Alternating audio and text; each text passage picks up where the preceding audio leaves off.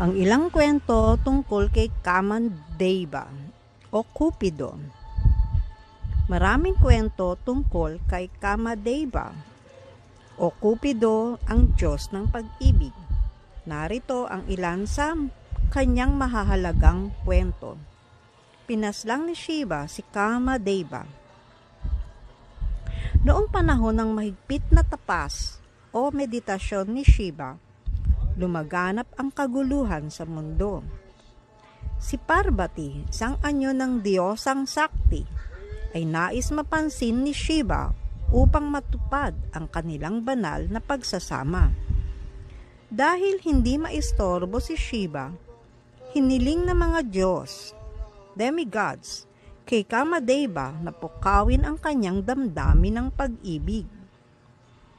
Gamit ang kanyang panang may bulaklak ng puno ng Ashoka, pinana ni Kamadeva si Shiva upang magising ang kanyang damdamin.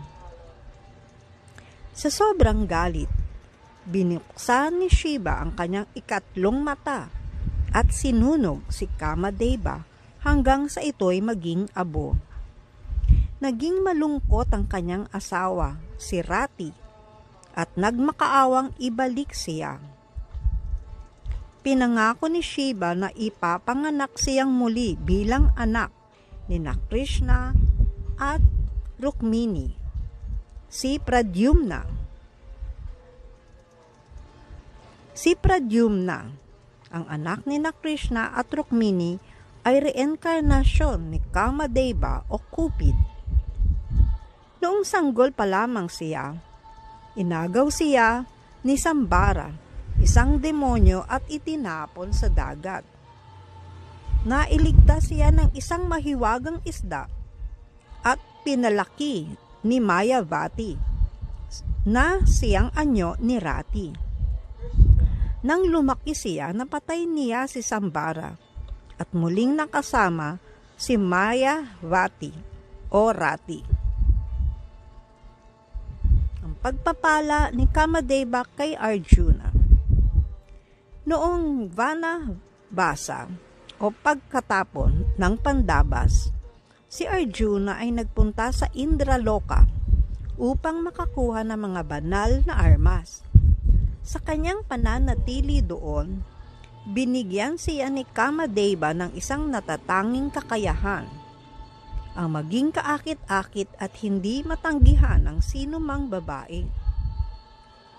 Ginamit ni Arjuna ito sa iba't ibang sitwasyon, tulad ng kanyang pagpapanggap bilang Brihanala, isang eunuch sa kaharian ng Matsya.